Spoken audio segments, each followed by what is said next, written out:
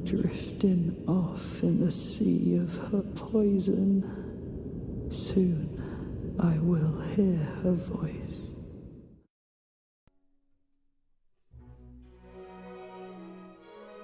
As we hoped, St. Trina made her long-awaited appearance in the DLC, and yet despite what we've learned, she somehow remains every bit as beguiling and mysterious a character as she did before.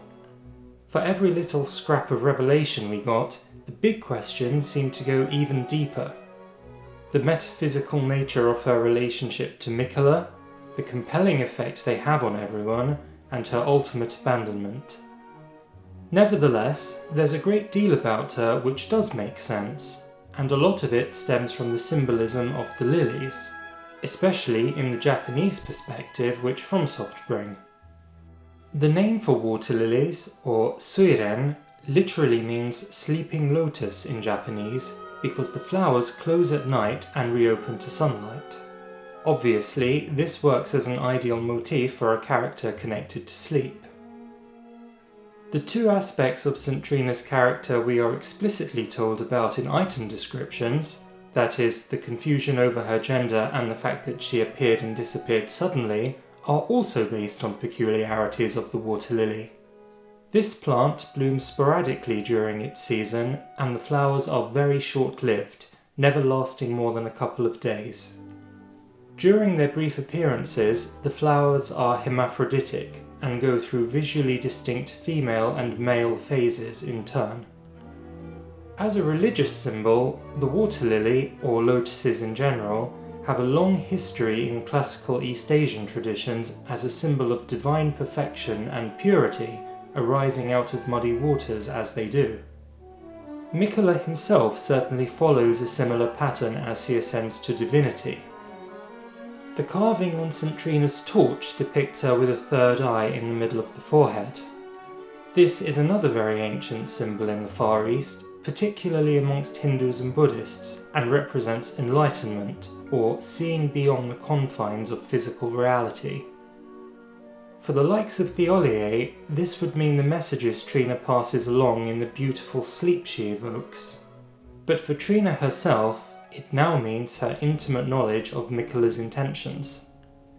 She is actually much the same as he is in all the ways that matter.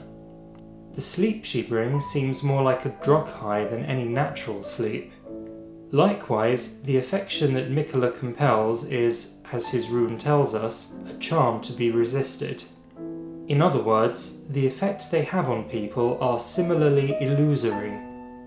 Forced love can never be real love.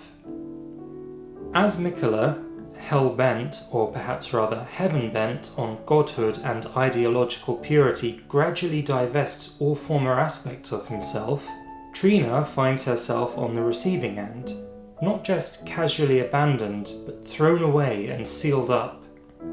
She is the fate he threw away, the person he could have continued to be, and she knows, better than Miquella now that he has abandoned all the doubts and fears that might otherwise prevent him from making dangerous choices, that his vision is deeply false.